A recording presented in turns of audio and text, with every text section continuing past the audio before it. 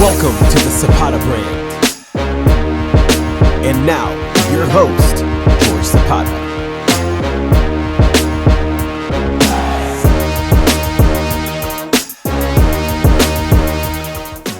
All right, so Greg, you were talking there about Judge Janine. What we were saying was, so now we're at the point now where he says to the judge tells the bailiff to go down, get the lawyer, and get him up here. Mm-hmm. So now we come back, recess is over. It's like 1. He calls me, still no lawyer. He's getting really mad. He says we'll give him a little bit more time. Now it's 2. Calls me again, no lawyer. So I'm standing in court, and it's like, holy shit, like there's no lawyer. What's the, and I'm calling the office now. I'm freaking out. My father had to get out of there because he was getting crazy. So I'm sitting in, and I'm calling. And they're like, he's there. He's downstairs. I said, get his ass upstairs. Finally, the judge goes, I'm not kidding you. You tell Lupita Shea, get up here right now. I'm not going to tell him again. Now it's 3:00 till my lawyer gets up there.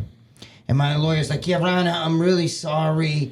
I was downstairs. I'm not working at, And my lawyer's like, listen, I don't want to hear any more from you. You go talk to your client, and then I'm going to give you 10 minutes. You get back here, and you tell me what's going on. So my lawyer goes, Greg, I'm really sorry. I had to and I said, you fucking asshole. I said, you're making me look like an idiot. I'm standing here in front of this judge. I said, I look like a fucking moron. I was so pissed at him. I wanted to crack him in his jaw, right? But, so he goes to me, listen, I'm sorry. And he goes, just do me a favor. Do yourself a favor. Don't say a word, okay? They're going to give you this, and this. You're going to, we're going to get you, they're going to release you from jail, but they're going to do this, all this shit. He goes, but you can't say anything. He's going to ask you, do you have anything to say before he puts down the sentence? And you say nothing. Do you hear me? Nothing. I don't care what you say. What you're thinking. He says, don't say anything. So I'm like, I'm really pissed off. So, all right, yeah, whatever. So we get in front of the judge. And they read off all the charges, blah, blah, blah, blah, blah. And he said, tell us this is what we're going to do, and is that acceptable for you? Do you plead, I pled guilty, and he goes to me, do you agree with this decision, Mr. Valentino? This is the judge talking, right? And my lawyer's standing there like this, and my lawyer's like, don't say a word. And I said, you know what, Your Honor, I would like to say something. Oh, jeez. So I said, I got to tell you something. What I did was wrong. I'm an idiot. I made huge mistakes. I embarrassed myself. I said, I can promise you one thing. I'm never coming back here again. You'll never see me again in this courtroom. I'm done with all this shit. And the judge looks at me and goes, you know what? I like this guy. As we said, right in front of court. He goes, I like this guy. Because I admitted. Dude, when I was in fucking jail, I was the only guy that said, every guy that was in there, I'm in here because my friend ratted. I'm in here because my girlfriend ratted. I'm in here because my aunt called my uncle. My uncle got me arrested and all this shit. I'm the only guy that said, no, I'm in here because I'm a fucking idiot. I fucking stupid. I was stupid. I knew that I was being watched. I used to see them follow me around with a van. I used to watch. I used to see them. I knew it was them. Now, none of your friends that you were dealing with that were in this, they weren't like, dude, you gotta stop. They didn't say because you would think that because in reality the whole thing would come crashing down. They're coming after them too. I didn't really deal with. I dealt with the guys bought from me. I didn't really deal with. I didn't have really big partners with this. Okay. It was a strange thing. You know what I mean? I was I was my own entity. I was like, but he was treating me like it was Pablo Escobar. But anyway, so the judge goes to me. Janine Pirro's people is standing in there like, we want him to do a little restitution here. We want $25,000.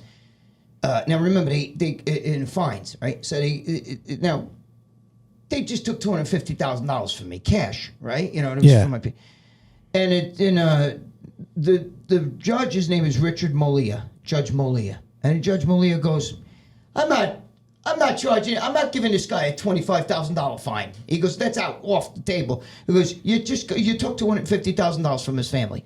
Next, and then he go, well, we want 500 hours of community service. And he goes, I'm not giving him 500 hours of community service. He's been sitting in jail for a couple weeks. Get him out of here. Let him go. I want him out. No, wait. This was the felony charge? Yeah. No, yeah, felony. And he threw everything out. He wouldn't throw him out. He made the deal. The deal. Okay. He took the So did deal, you take but the $250? They want. Yeah, they kept the $250. Oh, okay. I pled guilty, but All right. they wanted to throw in. Oh, if he's going to, we also want on top of his money that we're taking. That's such bullshit. Okay, That's such bullshit. You're in jail a couple months, right? It's weeks, and they're like, we want to take his, we don't want, we're taking his money, but we want him to pay restitution. We want $25,000 fine and five. Do you know how long it would take to do 500 hours community service? First of all, community service. I can tell you how long. Yeah, it's like if you do 5-6 hours every Saturday. Do you know how many fucking Saturdays that would be? Yeah. Hundreds. You know what I mean? You'd be doing that for years. Yeah. So anyway, so he says, I'm not giving that to you. He said, he goes, I like this guy. He goes, I believe in this guy. Because you took accountability, and that goes a long way. If I didn't say that, I don't know what would have happened. But I said to him, I'm an idiot. Because when I was in jail, I'd have these guys, they'd be calling. I used to feel bad because I remember this one black dude was calling up his friends, and he was like, dude, his bail was $100. And I remember telling his girlfriend, dude, all you need to do is get 10 people to just give $10 each. He couldn't get $100. Not $100. I felt so bad. I was in jail with a guy who was in there. There was guys in there. One guy gutted killed his dude, and he gutted him, with a knife. And another guy who I made friends with, actually, he was Guatemalan. He went, he abducted some guy, cut off his thumb and cut off his ear, sent it to his family. And then there's this other guy. What are you in here for? He was in there for smoking a cigarette on the Metro North train. Now, wait a minute, listen to me. He got a summons for smoking a cigarette on the Metro North train, right? On the day of his court trial, he pled innocent. He wanted to fight it. Said it's a bullshit charge. He said, I was outside the train. I was on the back of the train, in the caboose part or whatever it was. He was smoking. It was outside. So on the day of his court trial, his daughter was hit by a car she lived, but she was on a bicycle. She was like a 10-year-old girl and riding a bike. She was hit. So he went to the hospital, make sure she was okay, but he missed a court date. So what happens when you miss a court date? You have a warrant. They put a warrant out for you. And they got a warrant, and they stuck him in for weekends. They'll usually pick you up on a Friday. Yeah. Usually. They make sure, see? They screw you in. So he's sitting in jail. So this guy's sitting in jail for smoking a cigarette in the Metro North train. That guy gutted somebody. I had this other guy that was a blood. At night, you'd hear the Crips, the blood, the bloods would become like this, and the other guy up in the top tier, I was in the top tier, but they'd be going, and this one down here would go, like they were doing like signs to each other, even at 2, 3 in the morning. Then you had this crazy Italian dude that was over there, this something Bello, Peter, I think Peter, so he would be fucking screaming, you fucking, and he'd say the N-word, you fucking N-word, shut the fuck, and they'd be like, they'd be screaming shit back and forth. So at night, it was like a savagery, you know what I mean? Yeah. And I'd be sitting in there going, what in God's name am I doing in here? You know what I mean? Yeah. And, so basically the judge, and then at the end of the thing, after I was the last case. I was the first case, but they didn't take, so it was the last case. And the judge came over, and we shook hands. And he said, listen to me. I gave you a break. He goes, I gave you a break because I believe in you. That's what he told me. But if you come before me for anything, I don't care if it's throwing a tissue out the window of your car and you get a summons. You come before me for any of that, you're going upstate for 5 years, no questions asked. And I said, I stick to my word, sir. You're never going to see me again. And he goes, that's what I want to hear. So now, Judge Richard Molia, Molea, greatest guy on the planet. Okay, so now Westchester County. Is he still, do you have contact with him? No, I have no contact. He could be dead. I mean, this is like 23 years ago. Yeah. You know what I mean? Oh, I don't know. I don't know. He wasn't a spring chicken back then. Yeah, so usually they're not. They're usually not. But Judge Janine still. No, actually, listen, I want everybody to understand. I actually am a big supporter of Judge Janine. I love her. You are. She didn't do anything wrong. I did. Mm-hmm. I was the only guy in jail. I used to say to the guys, bro, you're in here because you fucked up. You're blaming your boy for ratting. You gave him the cheese to eat. You handed him the cheese. If you weren't doing the fucking crime, he couldn't have ratted on you. I'm the only guy. I kept saying, dude, I'm an asshole. I'm a fucking asshole. And these guys, I say in the TLC show, I don't want to knock that over. In the TLC show, I'm even saying how the one guy, I remember the one guy, it was a blood, right? And he'd be like sitting there and, and he'd be like, yo, dude, you going to eat that corn? Because he wanted to eat that. I would give him some of my food because I was thinking about jumping off the fucking rail and killing myself. I'm like, what am I doing in here? Look at you people, you savages. They didn't care about nothing. Yeah, dude, I killed that fucking guy. I don't give a shit, They didn't care. There was some guys in there. And you know what the funniest thing is? And they would watch that show, Cops, like Bad Boys, and they would root for the cops. Like, get that motherfucker behind the bush, I was like, that's the funniest thing, because they all hated cops, yet they were rooting for the cops, watching that shit. But I thought it was funny. So now you get out. Yes. You get restitution. Well, do they get the restitution? No, no, they got none. He threw everything out. Okay. Everything. He said this guy suffered enough. Yeah. He spent time in jail when he wasn't supposed to be even in jail. Okay. He could have got bailed out. They had what's called a source hearing, meaning they want to know, where did you get the money to bail this guy out, right? Because first they did the $250,000 bail, then they took it back, and they required a source hearing to find out if they're going to bail me out. They want to know where the money's going to come from. Okay. Right? So then when my father actually put up the house or some shit like that, and then that's where, like to prove the house, that he had a house and he put up this house and everything to, for bail. To prove, that's. Well, if you would have ran, they would have taken the house. Right, they would have taken the house. But the thing is that they, I wouldn't run it. I wouldn't do that. No, I'm a man, bro. Yeah, I would have done 10 years. If I had to do 10 years, I would have been the only guy for 10 years sitting in jail going, you fucking idiot. You fucking idiot. And I know we're going to get to this. Maybe I shouldn't bring it up. I'll bring it up when you bring up the other. Well, we'll talk about. You'll see when you bring up the rest of the stuff that you're going to ask me, because there's a piece to this. Well, so let's get on it now. We might as well. All right. Go ahead. All right. There's two things that pretty cool stories here. What I was just saying, I'm getting ahead of myself, but we're going to get back to this anyway. But let me give you this little piece. When I was there, remember, I was with my girlfriend Jalissa had been, arrested like 9 times. She's been in prison. You know what I'm saying?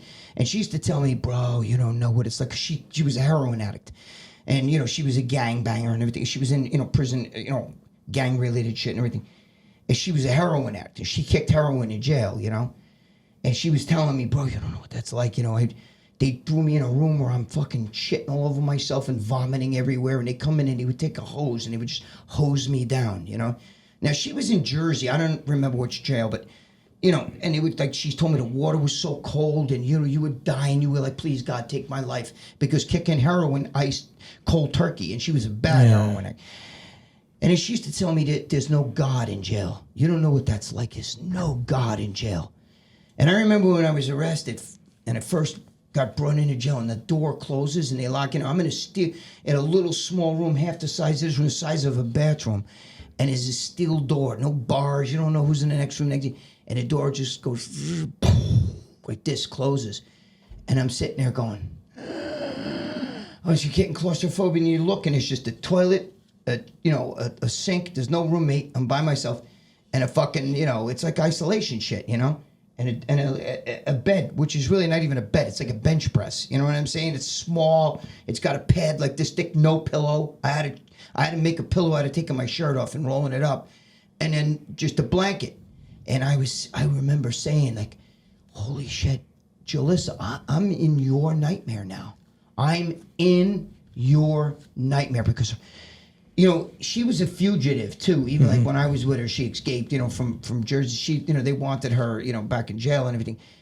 So she was always afraid of going back to jail. She didn't like jail. So she was like, and the fact that now I'm there. So all the stories that she told me, you don't ever want to go there. You don't know what that's like. It's shit in there. The people suck. The COs suck. The fucking everybody sucks. Because some of the COs were really good to me. They were great guys. But there were a few that were pricks, you know what I mean? I thought they were badass because, they had a badge on and they were like Big Willie in there. You know what I mean?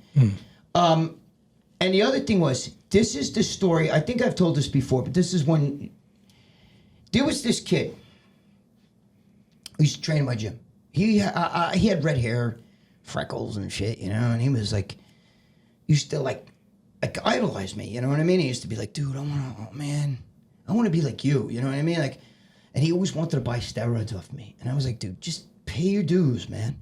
Pay your dues. Train. Get used to training. You're too fucking young. Get used to training, you know? Get yourself, you know, built naturally a little bit. You're too young for steroids. And he's like, yeah, but I want to be like you. You know what I mean? I want to be jacked like you. And then I would give him little routines, and he'd ask me for a diet, and I gave him a diet and everything, right? So this kid was like, you know, really in my grill. And my girlfriend Julissa used to say to me, that's so cute. That's so cute, Greg. He really, really likes you.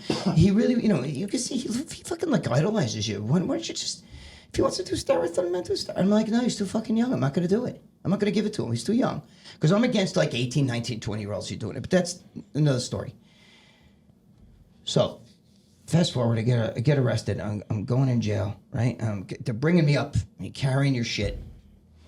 You're carrying your little fucking toothbrush and bullshit and your blanket, and you're going up, and I'm up 2 tiers like this, and I'm walking up the tier, and it's now like fucking. Remember, they kept me in a like lockup in a police department. They kept me in there for like 24 hours. Now it's like 12:30, 11, 1 o'clock in the morning. Coming up, that's when they finally get me in the county, and I'm walking up the steps with the COs.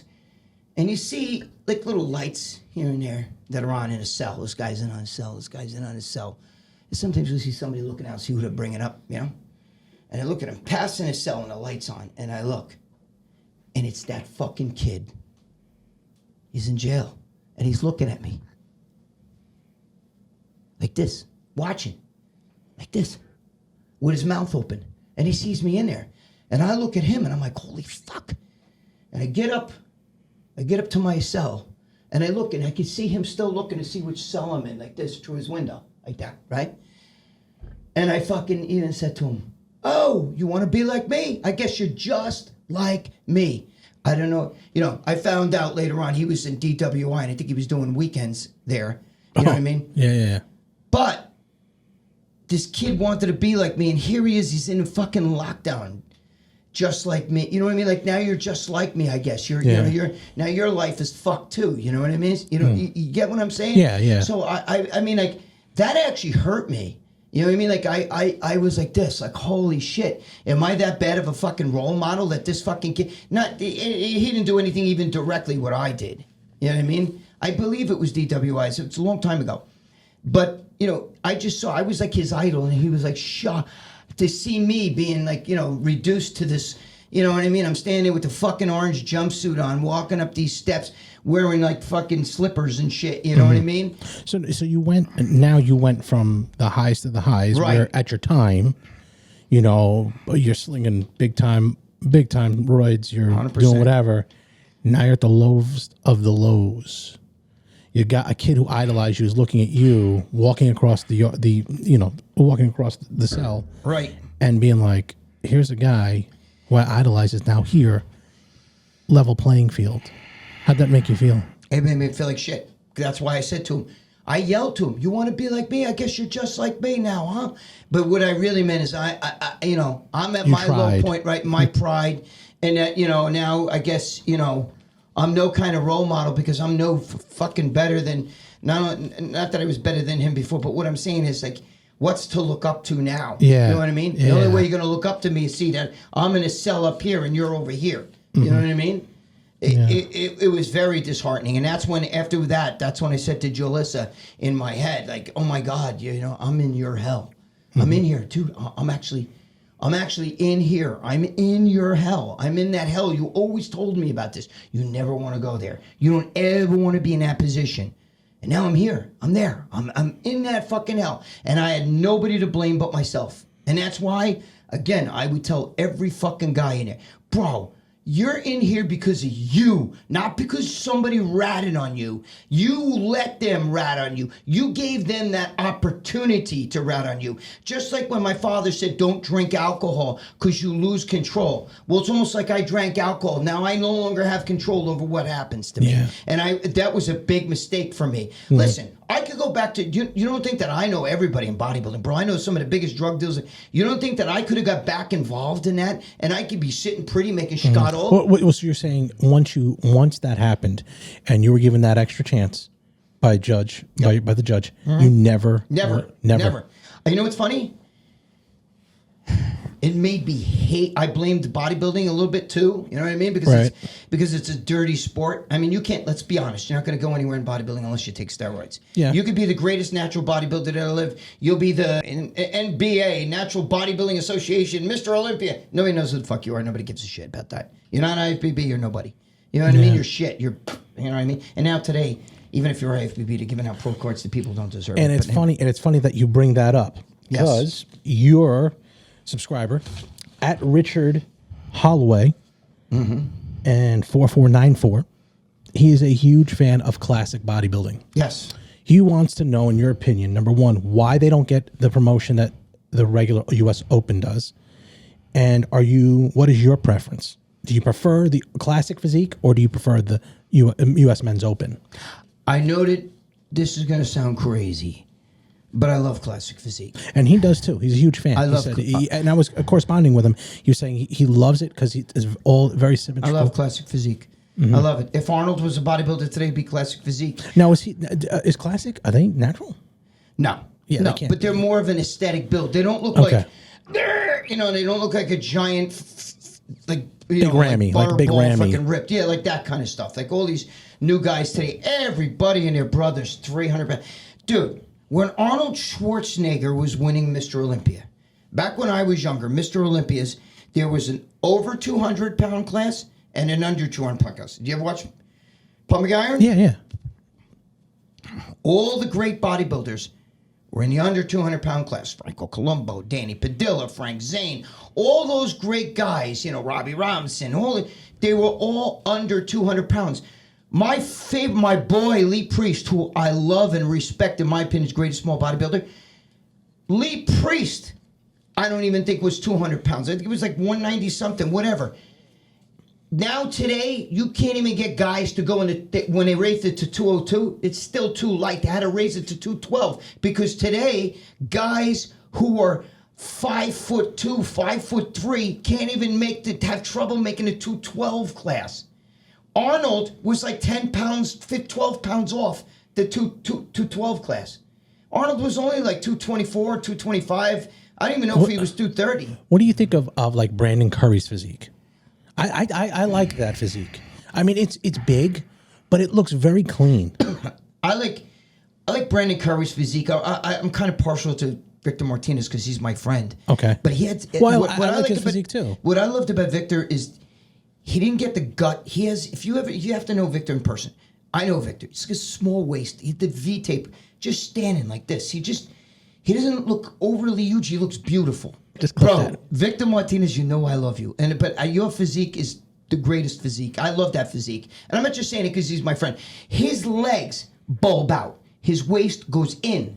Okay. Then his V taper is amazing. His arms aren't overly huge, and he just has a beautiful physique. I was with my friend Joe Pietaro, and we just, we all work for muscular development. We all had a big dinner together. We were all out with a lot of pro bodybuilders and stuff. I don't know if I should say his name, Jay Cutler, but there was a bodybuilder that was a Mr. Olympia, and we were looking, and I kept telling Joe, look at the size of his fucking ass, bro. That's a big ass. You know what I mean?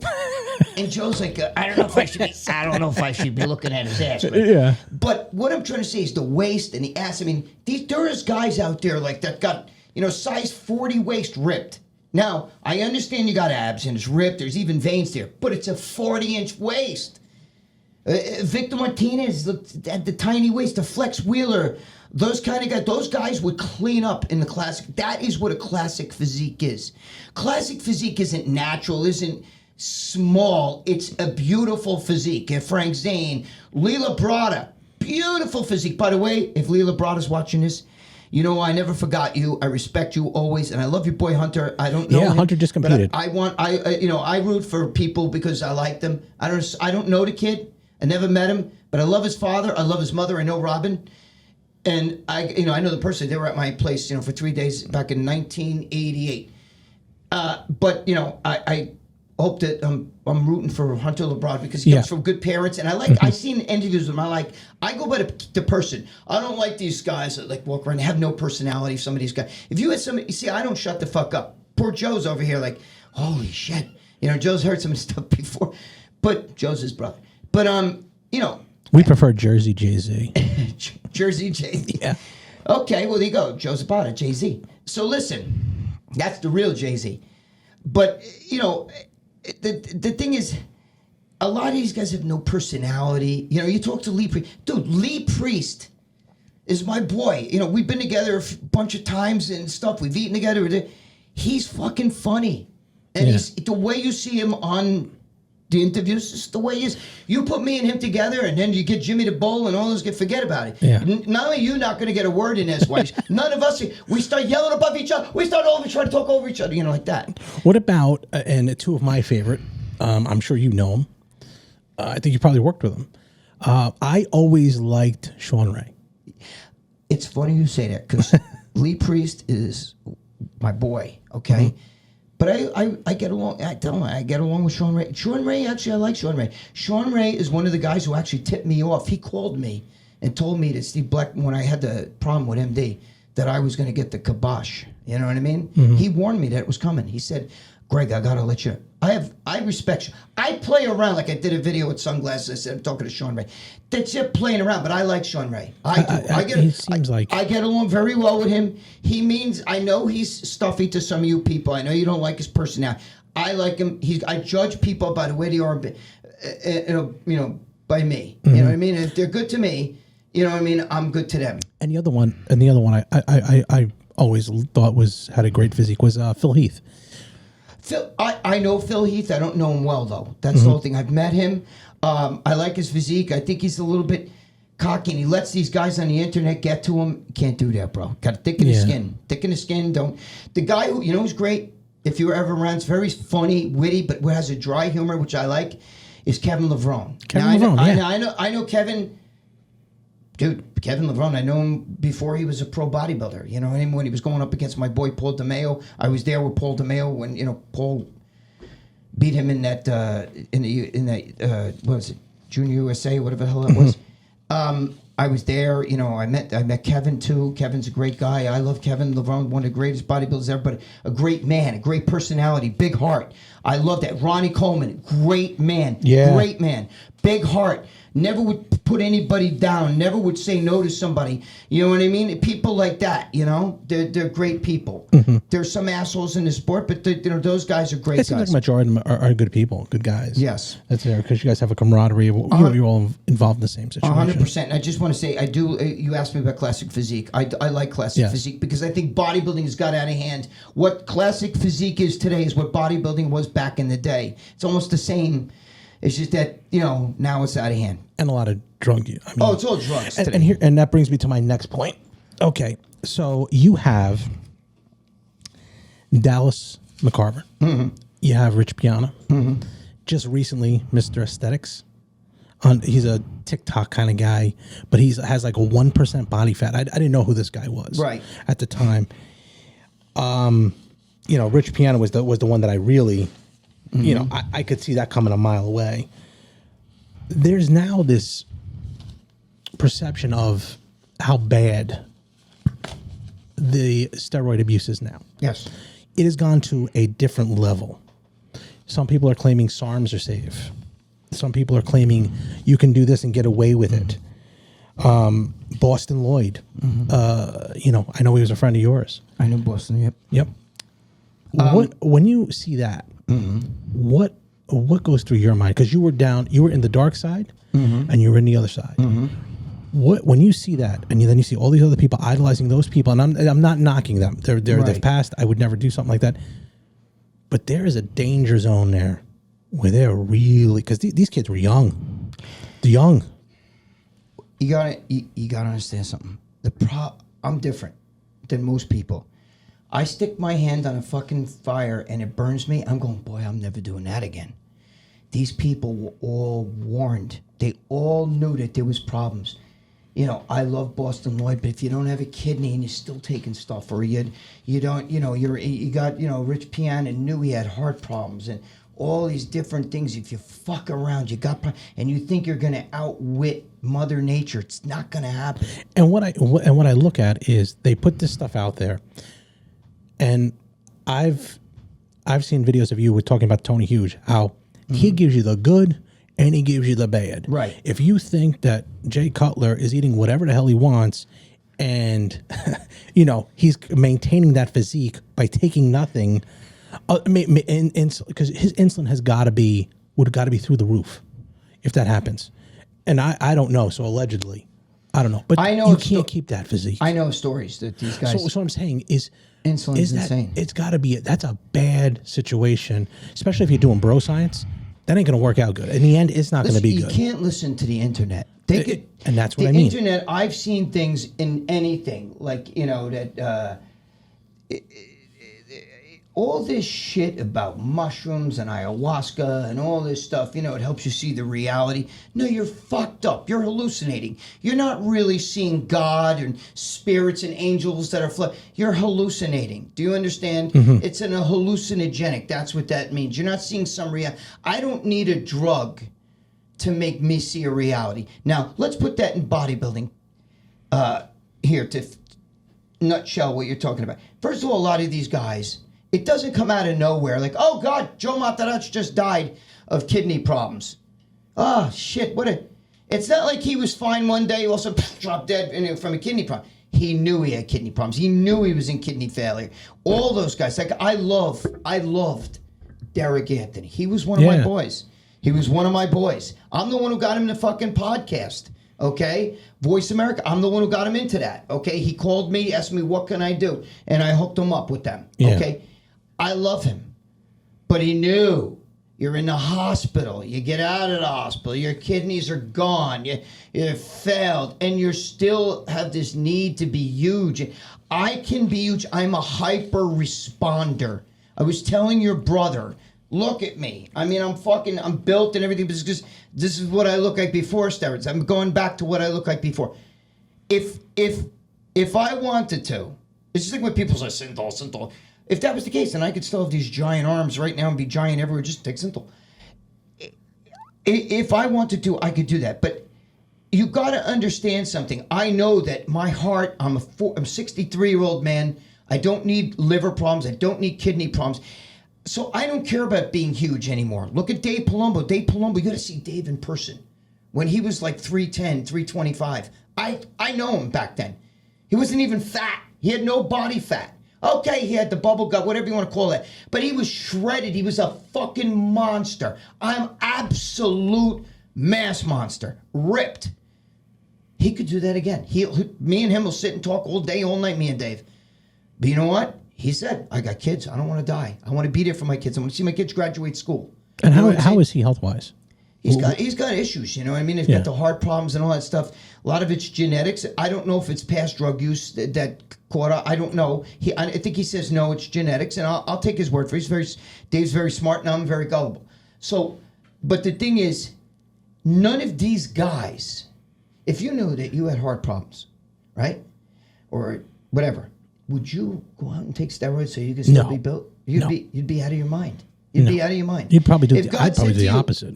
What do you drink?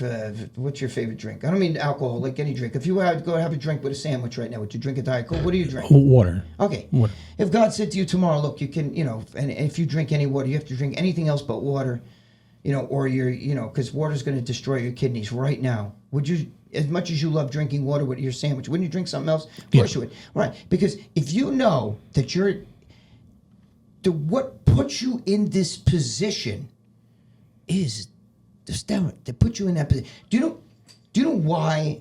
Guys, listen, I'm going to try to help a few of you out there. Do you know why steroids, SARMs, all these things are bad? Because not only like SARMs that are fucking oral, they got to be broken down in the liver. Anything that has to be broken down in the liver and all that has potential. Tylenol can kill you. Okay, so if Tylenol can kill you, trust me, SARMs could fucking kill your liver too. But it's not just that. Okay, Dave Palumbo will tell you the reason why the problem with steroids is blood pressure. And what happens is when you take steroids, it's natural for your blood pressure to go up. You gain weight, bulk, it's natural for your blood pressure to go up. But you know what happens when your blood pressure goes up? Your kidneys start to go, okay? And that's the number one killer. They think, well, the steroids rotted his kidneys. No, the steroids caused his blood pressure to go through, which caused renal failure. That's why they're dying. Do you understand it? You're causing renal failure through high blood pressure. That's why Dave could be a mass monster again. I am a hyper responder. I was telling Joe in the car, give me some D-balls, let me up the test, throw in a few little things, and I'm telling you right now, you see me in 3 weeks, you'd be like, dude, what did you do in 3 fucking weeks? I could put on 25 pounds, I'd be bigger, ripped, but you know what? Now my blood pressure's up. Am I going to do that so I can be the biggest guy in the fucking cemetery? You know what I mean? Do I want to put my family through it? Go bigger, go home. I'd rather die like a lion than live like a lamb. Fuck you, you wouldn't. You say that until you're on your deathbed and your children, your girlfriend, or your mother's sitting at your deathbed on your side. You're going to die. I'm not going to miss you. You know. Then you're like, God, I was kidding when I said that shit. What I'm saying is too late. Right, but the thing is, the problem here is you let the sport get out of control. You let the weeds take over from the plants. Can't be fed in the garden because the weeds are eating all the food for the plants. What I mean is, you've let the steroids, you need to mark them down. There should be no classic bodybuilding. I love classic bodybuilding. Please, to the guy that answered, I love it. There should only be classic bodybuilding. There should be no bodybuilding as we know it. The classic bodybuilding today is bodybuilding as we all grew up with. Now we got freak bodybuilding because everybody, yeah, dude, I love seeing those guys. I want to get jacked like them.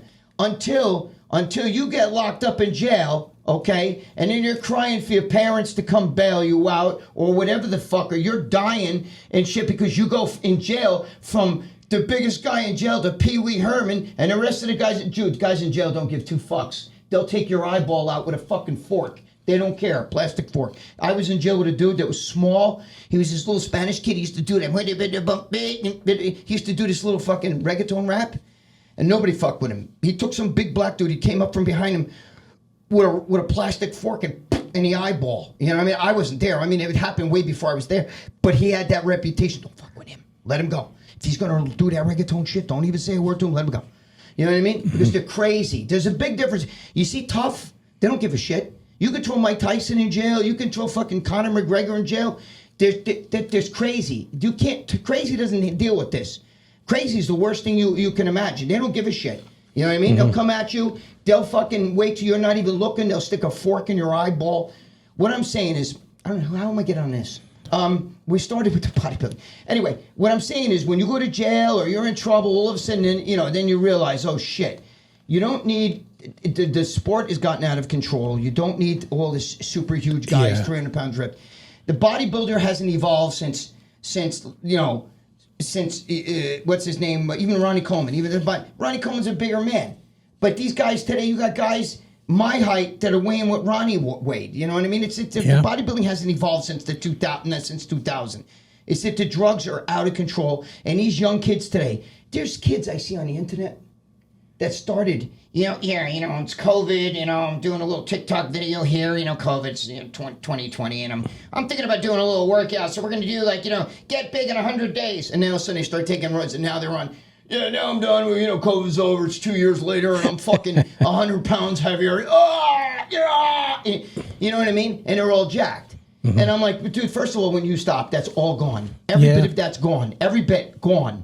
You have no foundation. It's all going to be gone. It's all drugs.